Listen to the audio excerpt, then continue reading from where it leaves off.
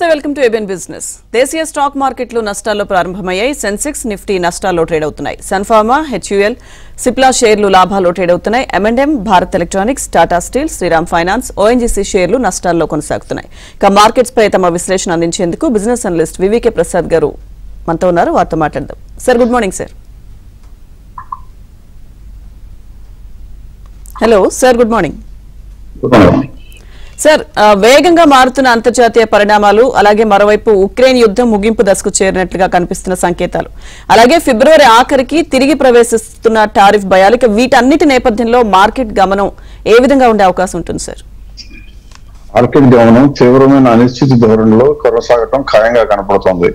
అంటే ఇప్పుడు ఎలా వస్తుందంటే, మార్కెట్ లో కనుక అన్సర్టనిటీ ఉంది అని తెలిస్తే ఎవరు కూడా కొత్తగా కొనడానికి భయపడతారు, అలాగే ఉన్న షేర్స్ అమ్మేయడానికి కూడా భయపడతారు. మళ్ళీ వెంటనే తిరిగి పుంజుకుంటుందేమో, అనవసరంగా ఎర్లీగా అమ్మేసేమో అని భయపడతారు. అందువల్ల కొనేవాళ్ళు లేక అమ్మేవాళ్ళు లేక, అంటే నిజంగా షేర్స్ ఉన్నవాళ్ళు అమ్మకుండా, డబ్బులు ఉన్నవాళ్ళు కొనకుండా పోస్ట్ పోన్ చేస్తుంటే ఆ సమయంలో స్పెక్యులేటర్లకి పండగ వాతావరణం ఉంటుంది. అంటే వాళ్ళు ఏం చేస్తారు, మార్కెట్ తగ్గుతుందేమో అనుకుంటే, ఇంకా తగ్గుతుంది అనుకుంటే వెంటనే అమ్మటం, తగ్గిన తర్వాత కొనుక్కోవడం చేస్తూ ఉంటారు. సో స్పెక్యులేటర్ ఎవరైతే ధైర్యంగా ఉన్న స్పెక్యులేటర్లు, భయంగా ఉన్న వీక్ స్పెక్యులేటర్ దగ్గర నుంచి డబ్బు మొత్తం వాళ్ళకి తెలియకుండా జేబుల నుంచి గుంజేసుకోవడం జరుగుతుంది ఈ సమయంలో. సో ఇటువంటి సమయంలో భయానికి గనక ఆస్కారం ఉండే వ్యక్తులు ఎవరైనా సరే మార్కెట్ కి ఎంత దూరంలో ఉంటే వారికి అంత ఆరోగ్యం. అలా కాకుండా మధ్యలో రోజు ట్రేడింగ్ బాగా విపరీతంగా పైకి తగ్గి కిందకి మారుతుంది కాబట్టి లాభపడదామని ఆశిస్తే లాభం రాకపోగా నష్టం ఖాయంగా వస్తుంది. అందువల్ల స్పెక్యులేటర్లుగా ధైర్యం లేని స్పెక్యులేటర్లు మార్కెట్ లో ఉండకూడదు. ధైర్యం ఉన్న ఇన్వెస్టర్లు మాత్రం ఖచ్చితంగా ఇన్వెస్ట్మెంట్ కూడా స్టార్ట్ చేసుకోవాల్సిన సమయం అని చెప్పాలి. వెయిట్ చేయడానికి రెడీ అయితేనే, లేకపోతే మాత్రం కొనకూడదు. Okay sir. సార్, కాలర్ ఉన్నారు సార్, కరీంనగర్ నుంచి కిషన్ గారు. హలో అండి. హలో ప్రసాద్ గారు, నమస్కారం అండి. నమస్కారం, చెప్పండి. నా దగ్గర ప్రజ్ ఇండస్ట్రీస్ అనేటి ఒక 300 ఉన్నాయి. ఇంకొకసారి దీపక్ నైట్రేట్ అనేటి 100 ఉన్నాయి. లాభాల్లో ఉన్నాను. ఈ లాంగ్ లో ఉంచుకోమంటారా, లాభం బుక్ చేసుకోమంటారా? దీపక్ నైట్రేట్ అయితే మాత్రం ఏమంటే ప్రాఫిట్ బుక్ చేసుకోవాలండి. ఎందుకంటే ఇప్పుడు వచ్చిన రిజల్ట్స్, డిసెంబర్ రిజల్ట్స్ వచ్చిన తర్వాత కంపెనీ పెర్ఫార్మెన్స్ బాగాలేదు. సో అందులో మాత్రం ప్రాఫిట్ బుక్ చేసుకోవడం మంచిది. రెండోది, ప్రజ్ ఇండస్ట్రీస్ కూడా లాభంలో ఉన్నానన్నారు. అంటే మీరు బాగా తక్కువలో కొని ఉండాలి. ఎందుకంటే ఈ మధ్య కాలంలో దాదాపుగా 800 నుంచి కూడా విపరీతంగా తగ్గిపోయిన సమయంలో, ఈ సమయంలో కూడా ప్రాఫిట్ లో ఉన్నారు అంటే ఒక రకంగా మీ ధైర్యానికి మెచ్చుకోవాలి. కానీ ఈ కంపెనీ కూడా అన్ఫార్చునేట్లీ గ్రోత్ లో లేదు, అంటే లాభాలు పెరగటం లేదు. మీరు కనుక మార్జిన్స్ చూస్తే, ఇప్పుడు స్క్రీన్ మీద మీరు చూస్తే 9% ఉండే మార్జిన్ 8%కి, అంటే మోర్ దాన్ 10% మార్జిన్ పర్సంటేజ్ లో కాంప్రమైజ్ అయిపోయింది. ప్రాఫిట్స్ కూడా చూస్తే 308, 310 కోట్లు ఉండేది 220 కోట్లకు వచ్చేసింది. ఈ రెండు ఉన్నటువంటి సమయంలో, మార్కెట్ లో ఎంత తగ్గిన సమయంలో చాలా మంచి కంపెనీలు తక్కువలో కూడా దొరుకుతూ ఉంటాయి. కాబట్టి ఈ రెండు కంపెనీల నుంచి కూడా మారిపోయి వేరే కంపెనీలోకి వెళ్ళడం క్షేమం.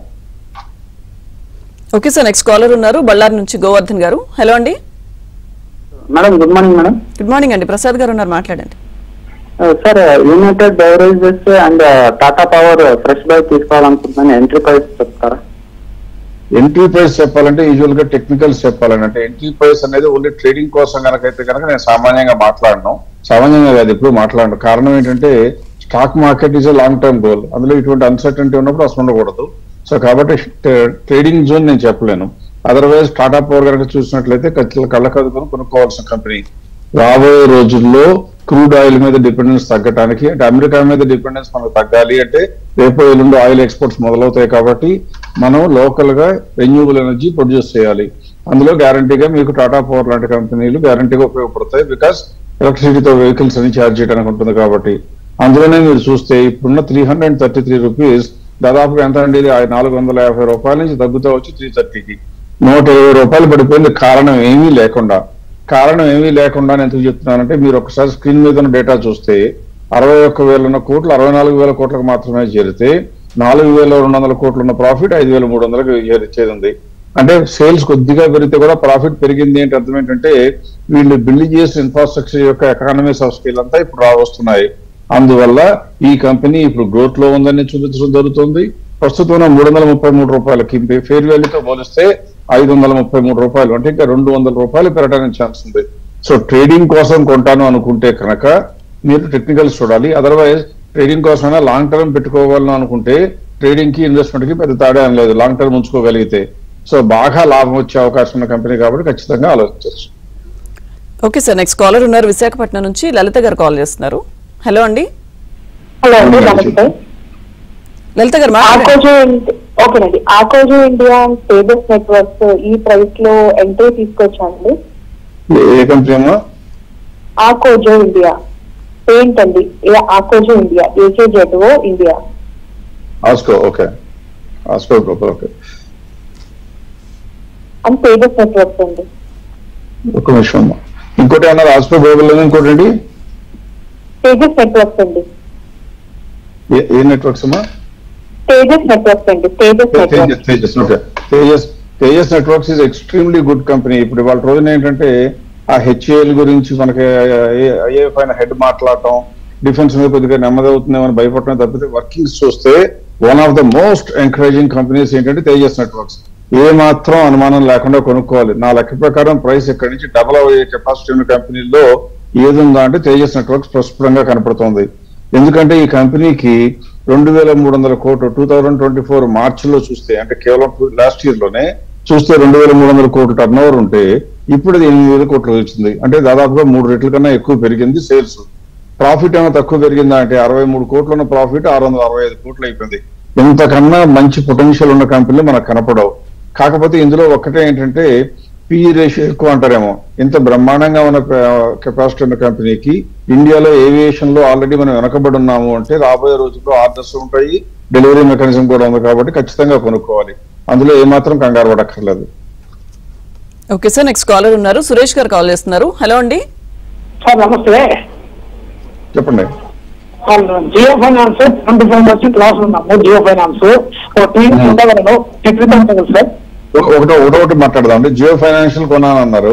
జియో ఫైనాన్షియల్ అన్ఫార్చునేట్లీ మీరు లాభంలో ఉన్నా లాస్ లో ఉన్నా సురేష్ గారు, మనం చూడవలసింది ఏంటంటే మనకు లాభం నష్టం తీసి పక్కన పెట్టేద్దాం ఒక నిమిషం. ఎందుకంటే మన లాభం నష్టం మూలంగా మార్కెట్ లో రేట్లు పెరగవు తగ్గవు. అందువల్ల ఇవాళ నుంచి ప్రస్తుతం ఉన్న రేట్ నుంచి ఇంకా పెరగడానికి ఛాన్స్ ఉంటే ఉంచుకోవాలి, ప్రస్తుతం ఉన్న రేట్ నుంచి పెరిగే ఛాన్స్ ఎక్కువగా లేదనుకుంటే వదిలేయాలి. ఈ కంపెనీ గురించి మాట్లాడితే మొట్టమొదటి ఈ కంపెనీలో మనం ఉండదగిన షేరా కాదా అని చూడటం మొట్టమొదటి కనీసం చేయాలి. అంతేగాని మీరు ట్రేడింగ్ కి కొన్నా ఇన్వెస్ట్మెంట్ కొన్నా కూడా అలా కంపెనీలోనే పసలేకపోతే కొనుక్కోవటం అనేది కోరి రిస్క్ తెచ్చుకోవటం. ఈ కంపెనీనే కనుక చూస్తే మీరు స్క్రీన్ మీద నోటీస్ చేస్తే ప్రస్తుతం ఉన్న పెర్ఫార్మెన్స్ ప్రకారం చూస్తే నో గ్రోత్ అని చూపించడం జరుగుతుంది. అంటే ఈ కంపెనీలో గ్రోతే లేదు.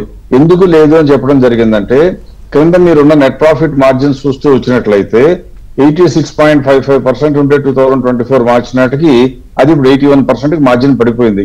అంటే మిగతా కంపెనీలన్నీ కూడా మార్జిన్స్ కొద్దిగా గొప్ప పెంచుకుంటుంటే ఫైనాన్షియల్ సర్వీసెస్ లో ఎంత రిటైల్ నెట్వర్క్ ఉండి టెలిఫోన్ మొబైల్ డేటా ఉండి అందరి దగ్గర డేటా ఉన్న జియో ఫైనాన్షియల్ సర్వీసెస్ ఈ మాత్రం పర్ఫార్మ్ చేయలేకపోవడం కొద్దిగా ఖచ్చితంగా నిరాశాజనకంగా ఉంది.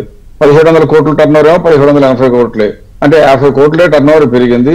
లాభం చూస్తేనేమో ఏమీ పెరగల. కాబట్టి ఈ కంపెనీ నా ఉద్దేశం ప్రకారం మీరు నేను మనలాంటి సాధారణ ఇన్వెస్టర్లు ఈ సమయంలో కొనుక్కోవాల్సిన అవసరం లేని కంపెనీ. లాంగ్ టర్మ్ లో అంటారా అంటే లాంగ్ టర్మ్ లో ఎలా ఉంటాయి అంటే ఇప్పటి నుంచి 3 ఏళ్ల తర్వాత వెయిట్ చేసే కన్నా ఎట్టి పరిస్థితుల్లో కూడా ప్రస్తుతం బాగా ఉన్న కంపెనీ కొనుక్కోవడం మంచిది. సో నా అంచనా ప్రకారం ఈ కంపెనీ ఉంచుకోవచ్చు అంటే ఉంచుకోవచ్చు, మీకు ఇంకా ఆశ చచ్చిపోకపోతే. అదర్వైజ్ దీనికన్నా మంచి కంపెనీలు చాలా ఉంటాయి. So better to move out. Okay sir. Sir అయితే మార్కెట్స్ ఇంకా పడిపోతాయని భయపడుతున్న ఈ సమయంలో ఇన్వెస్టర్లు కొనుగోళ్లు అనేవి ప్రారంభించవచ్చా, లేకపోతే కొంతకాలం వెయిట్ చేసి చూసే ధోరణి ప్రజెంట్ మార్కెట్స్ ఉన్న సిచ్యువేషన్ లో మంచిదంటారా? ఎప్పుడు కూడా మార్కెట్ లో కొనాలా వద్దా అంటే కారణం ఏంటంటే నేను కొనగానే సాయంత్రానికో లేదా మధ్యాహ్నానికి లేదా రేపుటికో వారం రోజుల్లో డబ్బులు వస్తాయని చూసేవాళ్ళు వాళ్ళు ఇన్వెస్టర్లుగా అనకూడదు. వాళ్ళని ట్రేడర్స్ లేదా స్పెక్యులేటర్స్ అని చెప్పాల్సి వస్తుంది. వాళ్ళ ఆలోచన ధోరణి పక్కన పెడితే ఇన్వెస్టర్లు అంటే ఉండవలసిన క్వాలిటీస్ లో మొదటిది ఏంటంటే క్వాలిటీ కనుక ఉంటే కంపెనీలో కొనుక్కుందాం, కొనుక్కుంటే కనుక క్వాలిటీ ఉన్నంత కాలం అందులో ఉందాం. కానీ రేటు పెరిగినా తగ్గినా మన మనసు నిశ్చలంగా ఉంచుకోగలం అనుకున్న వాళ్ళని ఇన్వెస్టర్లు అనాలి.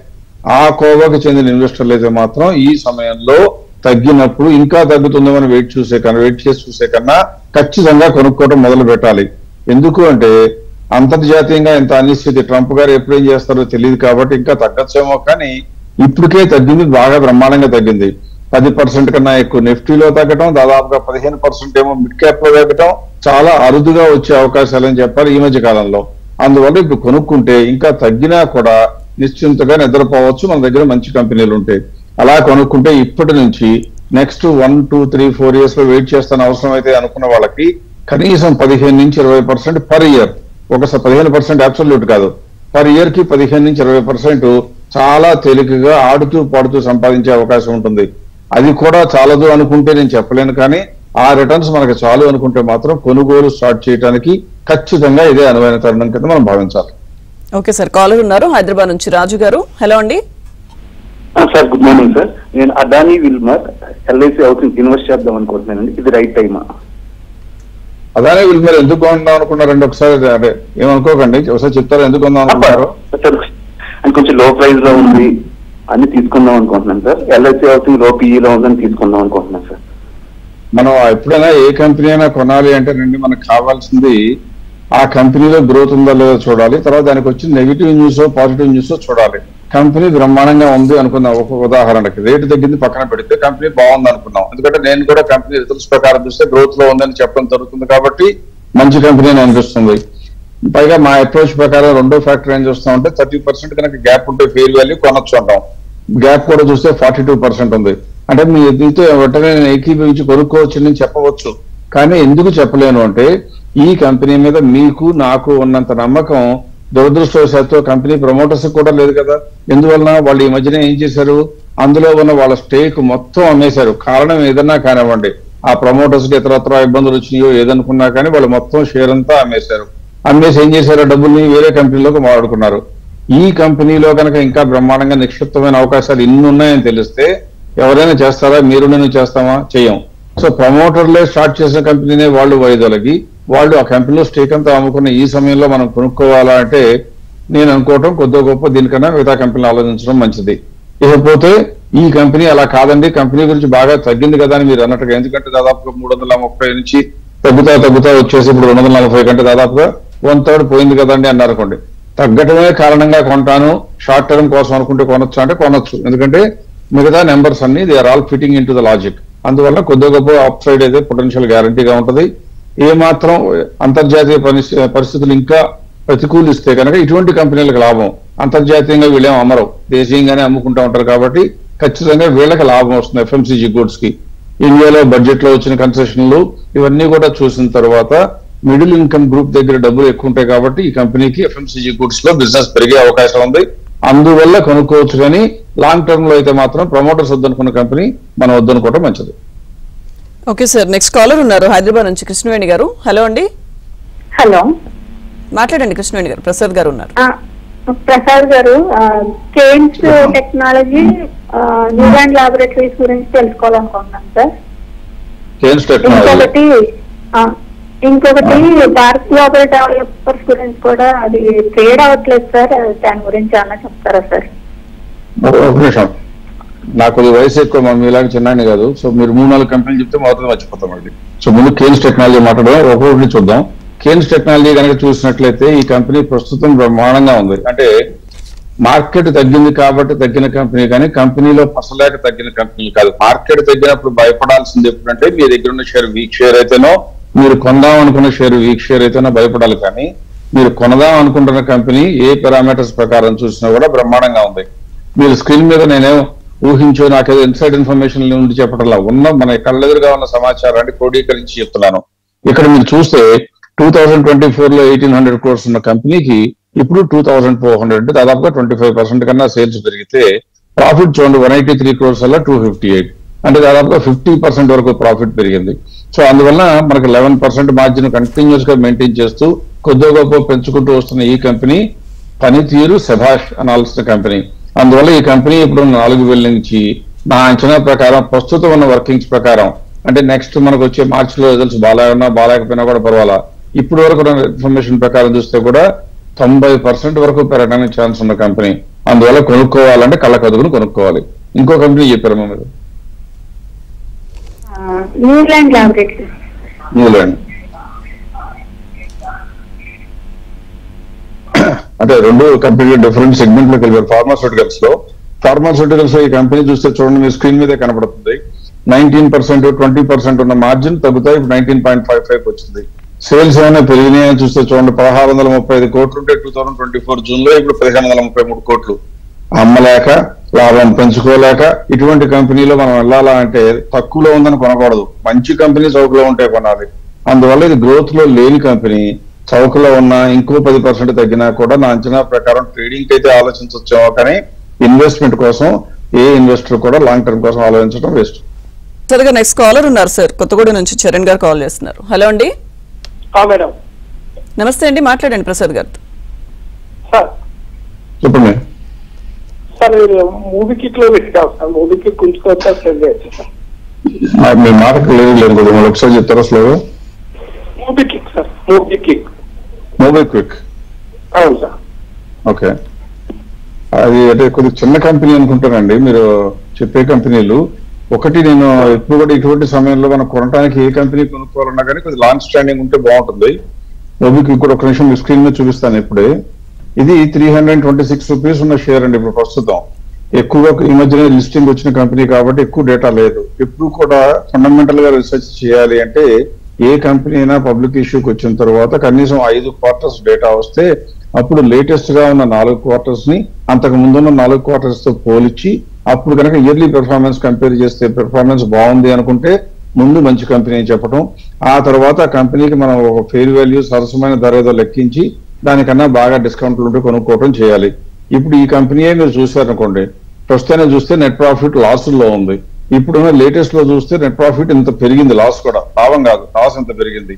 ఈ కంపెనీ కొనాలా అంటే బ్రేవ్ హార్ట్ అంటాం, అంటే గుండెలు తీసిన బంటులాగా మీరు విపరీతమైన ధైర్య సాహసాలు ఉండి మీ దగ్గర బ్రహ్మాండమైన ఫైనాన్షియల్ రిసోర్సెస్ ఉంటే కొనుక్కోవాల్సిన కంపెనీ. కానీ సాధారణ రీటైల్ ఇన్వెస్టర్ ప్రొఫైల్లో డబ్బులు జాగ్రత్తగా ఉంచుకుని 4 రూపాయలు సంపాదించుకుందాం అనుకునే వాళ్ళు ఈ కంపెనీలు అంటుకోకూడదు. పైగా ఇప్పుడున్నటువంటి వర్కింగ్స్ అన్ని ప్రకారం కూడా చూస్తే మన ఫెయిర్ వాల్యూ చూస్తే 389, ఆల్రెడీ 326 ఉంది. కాబట్టి పెద్దగా గ్యాప్ లేనప్పుడు ఈ కంపెనీలో వేలు పెట్టడం కూడా అనవసరం. ఓకే సార్, నెక్స్ట్ కాలర్ ఉన్నారు హైదరాబాద్ నుంచి లలిత గారు. హలో అండి. హలో అండి. ఇండియన్ హోటల్ అండ్ నౌకరీ ఈ 2 షేర్లు తీసుకోవచ్చండి? ఇండియన్ హోటల్ లో ఇంకోటి కూడా చెప్పారమ్మా, ఇండియన్ హోటల్ చెప్తాను. నౌకరీ ఓకే. ఇప్పుడు ఇండియన్ హోటల్స్ కనుక చూస్తే ఉన్నటి దానిలో కూడా టూరిజం కి బ్రహ్మాండమైన మార్కెట్ లీడర్ ఒక రకంగా చెప్పాలంటే, ఏమాత్రం కంగారు పడవలసిన అవసరం లేదు. ఈ కంపెనీలో కనుక చూస్తే మార్జిన్స్ ఎంత బ్రహ్మాండంగా పెంచుకుంటుందంటే ఆపరేషనల్ ఎఫిషియన్సీ బాగా కనపడుతుంది. టాటా గ్రూప్ కు చెందిన కంపెనీ కూడా. సో ఇప్పుడు మీరు చూస్తే మీకు టేబుల్ మీకు యాక్చువల్గా స్క్రీన్ మీద నేను చూపిస్తున్నాను. ఎందుకు నేను కొనుక్కోవచ్చు అని చెప్తున్నాను అంటే ఊరికే ఏదో నోటుకొచ్చిన సమాధానం కాకుండా డేటాతో సబ్మిట్ చేసి సపోర్టివ్ ఎవిడెన్స్ ఇవ్వాలి. ఇది కనుక చూస్తే 16% ఉండే మార్జిన్ ఒకప్పుడు 23%కి వచ్చింది నెట్ ప్రాఫిట్ మార్జిన్. సేల్స్ చూస్తే 5,800 కోట్లు ఉన్న సేల్స్ ఇప్పుడు 7,800 కోట్లకి. అంటే ప్రాఫిట్లు పెరుగుతూ, మార్జిన్లు పెరుగుతూ, సేల్స్ పెరుగుతూ అన్ని ఉన్న ఈ కంపెనీకి. ఈ కంపెనీ ఉన్న బిజినెస్ ఏంటి? Hotels business. హోటల్స్ బిజినెస్ అంటే ఎవరి మీద డిపెండ్ అయి ఉంటుంది? పబ్లిక్ మీద ఖర్చు పెట్టగలిగిన కెపాసిటీ మీద డిపెండ్ అయి ఉంటుంది. మన దేశంలో ప్రస్తుతం మధ్య తరగతికి కొద్దిగా గొప్ప హైయర్ ఇన్కమ్ గ్రూప్ కి కూడా లేదా లోయర్ ఇన్కమ్ గ్రూప్ కూడా వెసులుబాటు ఇస్తూ గవర్నమెంట్ తెచ్చిన చర్యల వల్ల ప్రజల వద్ద తమ మీద తాము ఖర్చు పెట్టుకోగలిగిన డబ్బులు ఎక్కువ చేరే అవకాశం ఉంది బడ్జెట్ లో ఇచ్చిన కన్సెషన్స్ మూలంగా. అందువల్ల టూరిజం చేస్తూనే ఉంటారు. టూరిజం చేస్తే హోటల్ ఇండస్ట్రీలో బుకింగ్స్ కూడా ఉంటాయి. ఉదాహరణకి ఒకప్పుడు బాంబేలో 10,000 12,000 ఉండే హోటల్ రూమ్ పర్ నైట్ ఇప్పుడు 35,000 రూపాయలు రేటు పలుకుతుంది. అంటే దాదాపుగా 3 రెట్లు పెరిగిపోయిన ఈ సమయంలో ఈ హోటల్ కి ప్రాఫిటబిలిటీ తగ్గుతుందా అంటే తగ్గే అవకాశం దాదాపుగా లేదు. అంతర్జాతీయంగా ఏం జరిగినా కూడా దాదాపుగా ఇట్లాగే ఉంటుంది. మార్కెట్ సెంటిమెంట్ మూలంగా తగ్గచ్చాము కానీ otherwise nothing is to be worried. So కళ్ళకు అద్దుకుని కొనుక్కోవచ్చు, ఏం ప్రాబ్లం లేదు. ఇంకో కంపెనీ అడిగారు మీరు, నౌకరీ అడిగారు సార్ ఒకటి.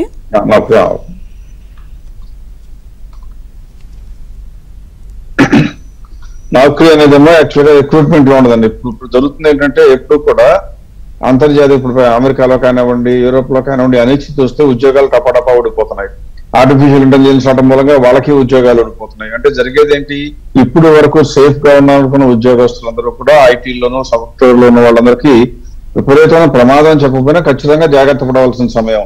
అందరూ వెతుకులాట మొదలు పెడతారు ఉద్యోగాల కోసం.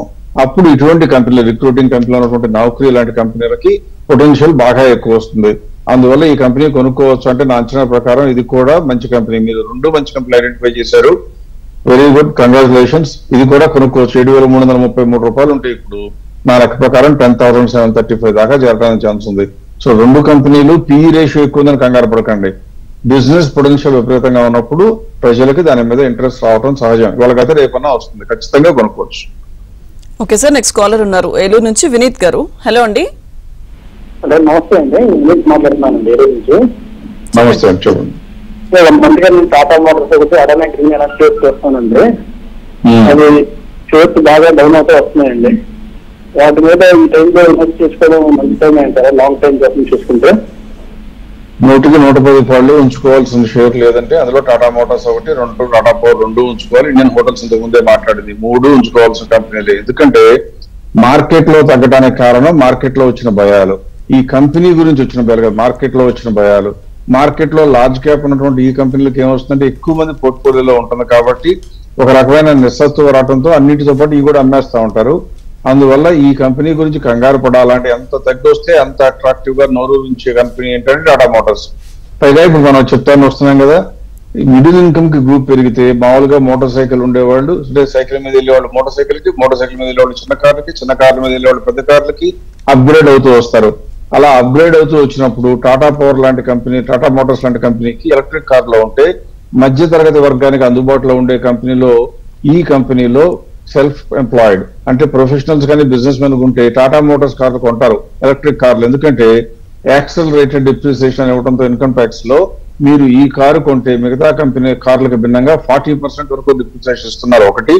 రెండవది ఎలక్ట్రిక్ కార్ల కోసం మీరు కనుక లోన్ తీసుకుంటే దాని మీద వచ్చి పే చేసే ఇంట్రెస్ట్ కూడా స్పెషల్ గా మళ్ళీ డైరెక్షన్ కూడా ఇస్తున్నారు.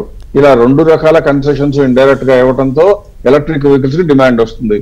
చిన్న కార్లలో ఎలక్ట్రిక్ వెహికల్స్ లో టాటా మోటార్స్ కి దాదాపుగా తిరుగులేదు. MG మోటార్స్ వాళ్ళు కొన్ని వచ్చినా, మారుతి కూడా వస్తున్నా కానీ దాదాపుగా తిరుగులేదు. అందువల్ల టాటా మోటార్స్ అనేది తగ్గటం మూలంగా మనకు వచ్చిన కంగారు పడవలసిన విషయం ఏమీ లేదు. నా అంచనా ప్రకారం ఖచ్చితంగా ఉంచుకోవాలి. ప్రస్తుతం ఉన్న రిజల్ట్స్ ప్రకారం చూస్తే అంటే 2024 డిసెంబర్ రిజల్ట్స్ వచ్చాయి కాబట్టి చెక్ చేస్తే ₹1000 వరకు చేరవలసిన కంపెనీ ఇంత రేట్లు తక్కువలో ఉండటానికి సమర్థనీయం కానే కాదు మార్కెట్ సెంటిమెంట్ మూలంగా. టాటా మోటార్స్ ఎప్పుడు విపరీతంగా పట్టడం, విపరీతంగా పెరగడం జరుగుతూనే ఉంటుంది. ₹1170 కూడా చూసి వచ్చిన కంపెనీ కాబట్టి ఏమీ కంగారు పడవసరం లేదు. You should comfortably stay in that company.